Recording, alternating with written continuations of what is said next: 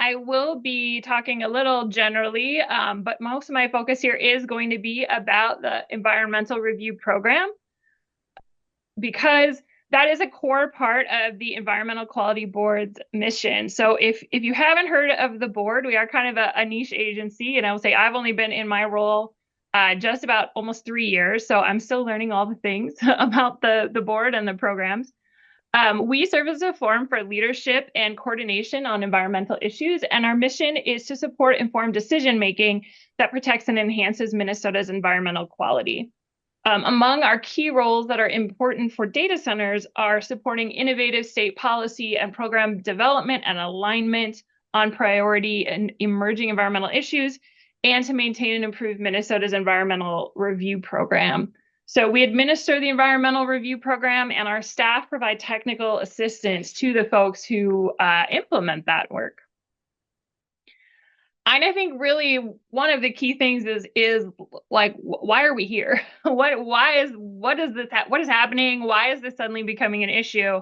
And I have to give a shout out to my friends at Cure, who were really the first ones that said to me like, hey, data centers. And I was like, data centers? Okay. And started learning more about them.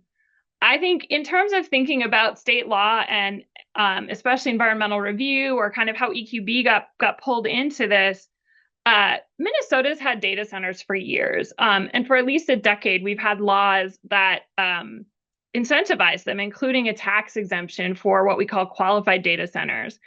The Department of Employment and Economic Development tracks those data centers, and there's a total of about 40 around the state. But these are really smaller types. They're called enterprise data centers, serving the need of one customer, or managed data centers, or co-located. And I think with the advent of AI, cloud computing, and just much more use of those kinds of technologies, we now have this idea of hyperscale data centers that are really qualitatively and quantitatively different than the ones that exist currently. There's more computers, there's more power use, there's probably more of everything in these large-scale data centers. And we have a lot of state regulatory programs, particularly environmental ones, that may well apply to data centers. But at this point, very few were actually designed specifically with these kinds of facilities in mind. And so that introduces just a lot of complexity that I think we're seeing.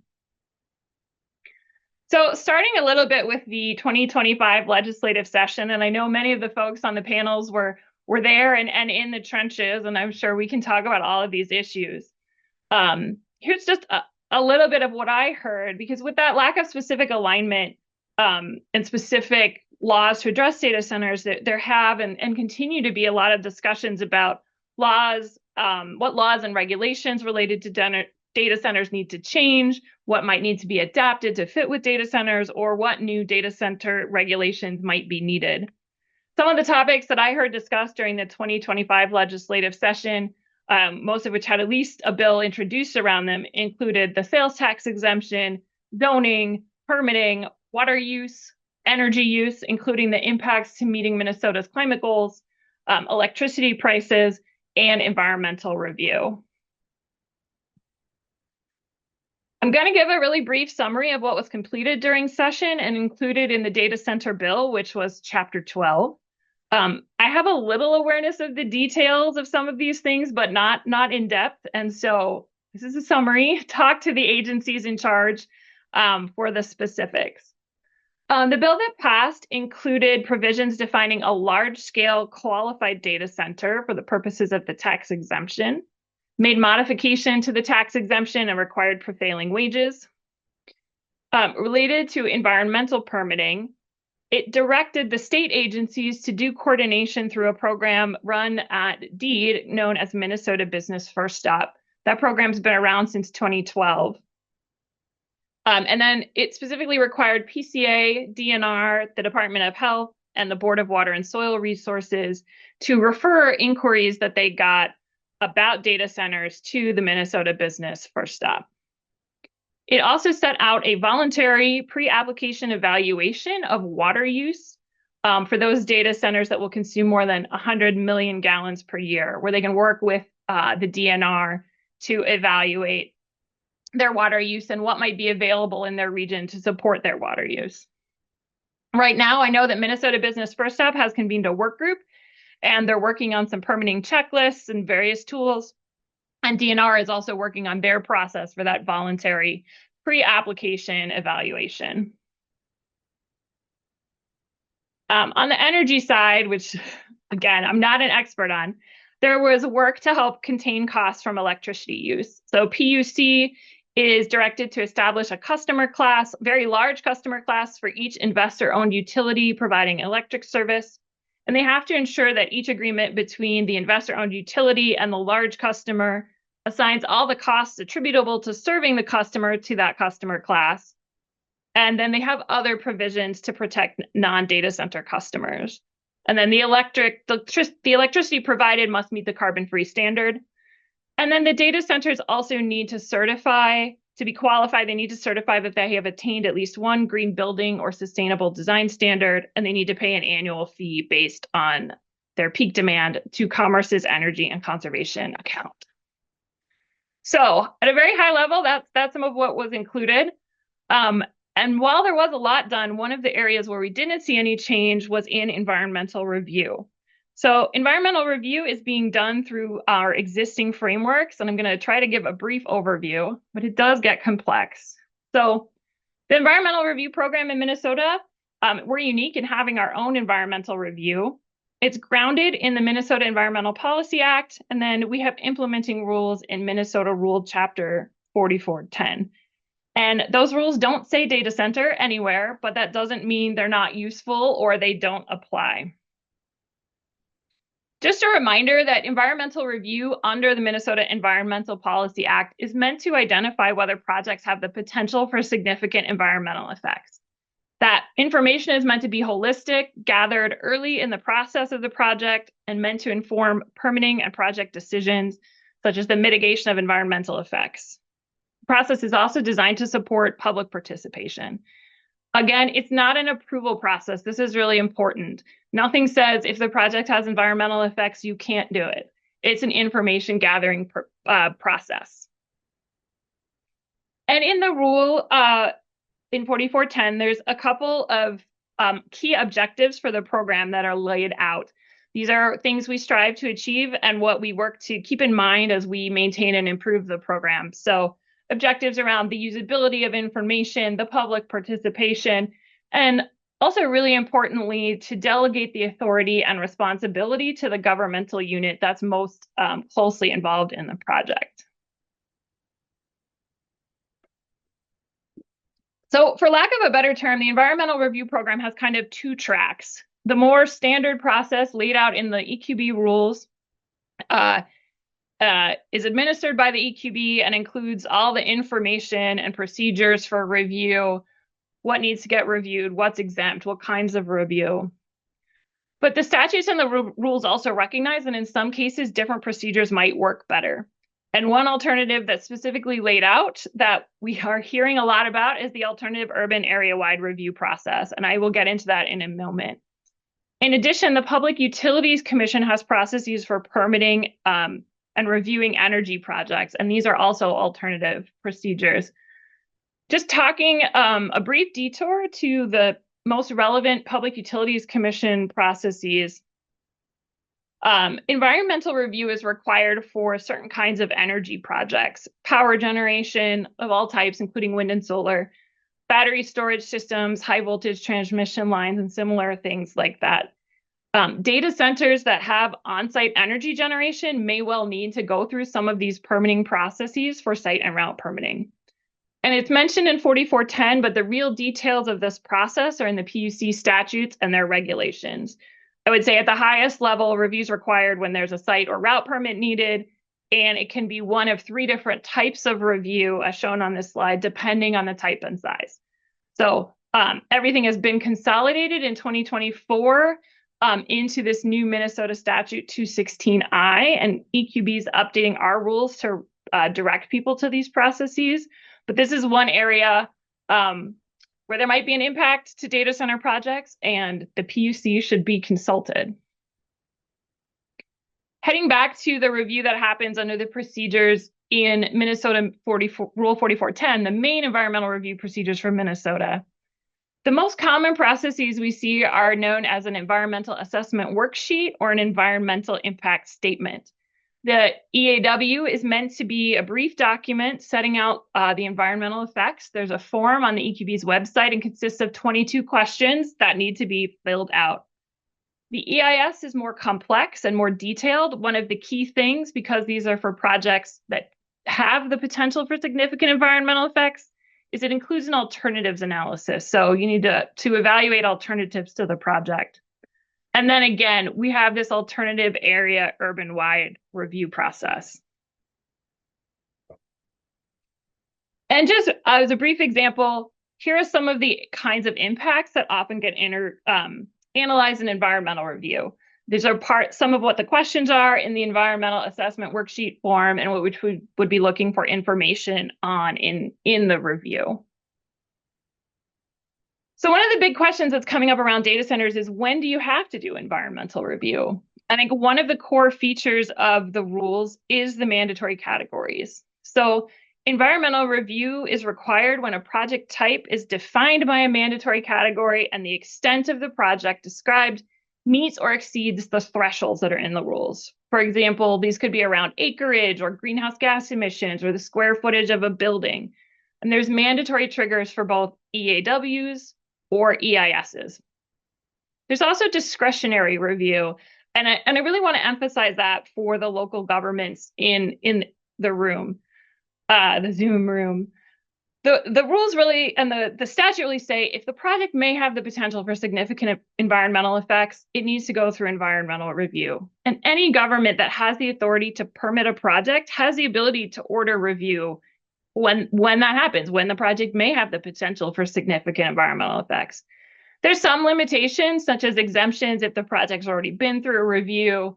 But particularly if you are the first governmental unit to act, you can make the decision, subject to whatever your internal decision-making procedures are, to do review and to use the format and the procedures that fit or that you think will fit. So you can use an alternative process, but it's when it's appropriate, but you're not required to do so. It's really up to you. The program is delegated out to government units, and they have a lot of authority and discretion in choosing how to use that and complete the review.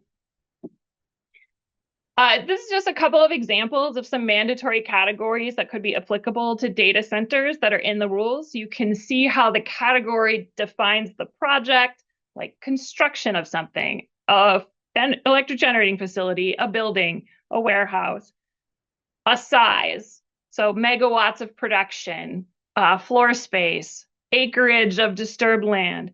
And then it also says, well, which governmental unit is assigned to do the review? So these are how they're written to tell you, do you need to do an EAW or an EIS? Again, any project with the potential that may have the potential for significant environmental effects is supposed to go through the EAW. When that EAW is complete, the responsible governmental unit makes a decision on whether you need to proceed to an EIS based on the potential for significant environmental effects. And how you determine that are through some decision criteria about the type of the effects, the cumulative potential effects, mitigation, and these are all laid out in rule. So I know that we have a lot of interest in the alternative urban area-wide review process, and I flipped the words on my slide because there's a lot of words. So also known as the AUAR, this is one of the specific alternative or substitute environmental review processes. It's designed to look at the potential environmental effects from anticipated projects within a defined geographic area. And generally what we see AUARs when cities or counties are looking to evaluate potential impacts from development-based land use designations within the comprehensive plan. And you have to have a comprehensive plan to be able to use this process. So the AUAR reviews development scenarios, at least one of which needs to align with the comprehensive plan, so that the range of potential scenarios within a geographic area can be looked at holistically and early in the planning process. It's a planning tool, but it also is a substitute for an EAW or an EIS required for applicable projects that can align with the development scenarios. And those project types are limited to residential, commercial, warehousing, and light industrial development. So I think you really have to think of this process as sort of moving from the more general idea of development scenarios to then finding the specific projects that will happen. So you may have reviewed a scenario with a certain amount of potential residential development. And now when the project comes forward to build those residential development, if it was properly reviewed in the AUAR, it may not need additional environmental review. But if a project is proposed that triggers a mandatory category that is excluded from AUAR, so many of the more industrial categories, then additional review needs to be done. So super generally, the AUAR starts with a plan and an order for review, establishes the boundaries and the development scenarios. If it's called a large AUAR, which means it has a big qualifying project within it, you also have to start with a scoping process with public input. Then the local government drafts the documents, including the environmental analysis, which is sort of a hybrid of an EAW and an EIS. So the content and format is meant to be similar to the EAW, but with a more detailed EIS level analysis for direct, indirect, and cumulative potential effects that are typical of residential, commercial, warehousing, and light industrial development. And then you have to include a plan for mitigating the environmental effects. Then the local government needs to distribute the documents for a public comment period. They need to respond to comments, make revisions, and redistribute it. The final step is to adopt the review, which is then valid for 5 years. So a couple of the key concepts for the AUAR to remember is, again, the applicability, that the qualifying projects are residential, commercial, warehousing, and light industrial.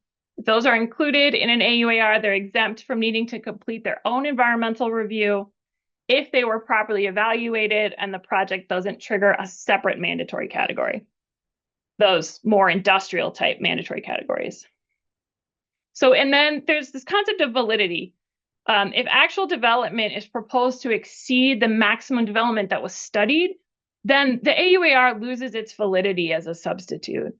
And so we really recommend that the government doing the AUAR ensures they include a development scenario that represents the maximum or the worst case development that's expected or going to be allowed.